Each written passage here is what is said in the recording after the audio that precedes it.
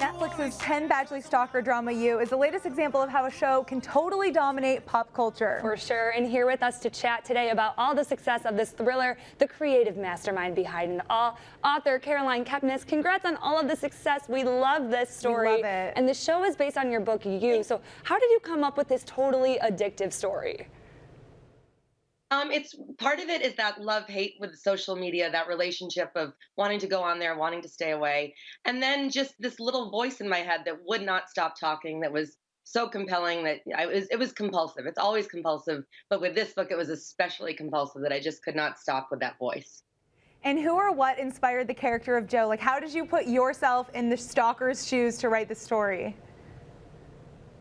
I mean, to me, it's the greatest exercise of imagination to imagine not like how someone gets through the day, like what gets him through the day of believing that he's always in the right, that he feels so sorry for himself, and once again he met some bad people, and here it goes again. I love that imaginative journey of deciding what it's like what's his resting mind in between these actions, and how he interprets everything as him having to do something violent and the girl still wanting him. I've spent my whole life thinking about boys, and I'm like, now I'm just going to pretend that, like, how do they rationalize what they're doing? I can't believe you're the face of that narrative. It's wild to me. So I have to know, how involved were you with the production of the show? It's great. I wrote an episode, so I spent time in the writer's room. I visited the set and read scripts. And for me, it was ideal because, oh, there it is. Yeah. To get to go on set and see how everything was developing was wonderful. And the casting, of course, is fantastic. So an ideal situation. And have you seen a surge in book sales as a result of the success of the show? I know I definitely want to read it now. Yeah, because I keep telling people, like, it won't ruin anything about season 2. It only adds to the experience. Like, you watch the show, you get hooked. Hi, book. Yeah. Then go read more Joe. Yes.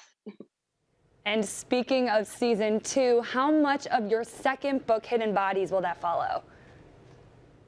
It follows. I don't like reading the book won't spoil season 2 because they're similar but different. So it's that same vibe of season 1 where if you read the book, it's going to look familiar, and then it's going to jump out and surprise you. So it's different, but similar. Okay. There's a great answer, right? Any spoilers you can give us? The release date of season 2? What should we know? I don't want to give any spoilers, but Joe is coming to California, where I live, and he's going to make some new friends and fall in love with a girl named Love, but what he thinks is love. I mean, his version of it. And that's what I'll tell you. All right, we don't know if Joe's going to kill anyone in this one, but we'll have a feeling he will. Stay tuned. And you're also writing a third Joe book, so what can you tell us with that?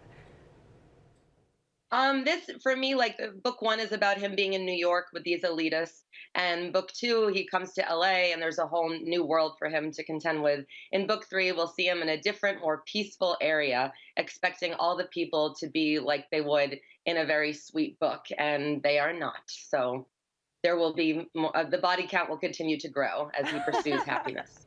Well, on that note, thank you so much for chatting with us. Thank you. You is currently streaming on Netflix, and the book is available at local bookstores and Amazon as well.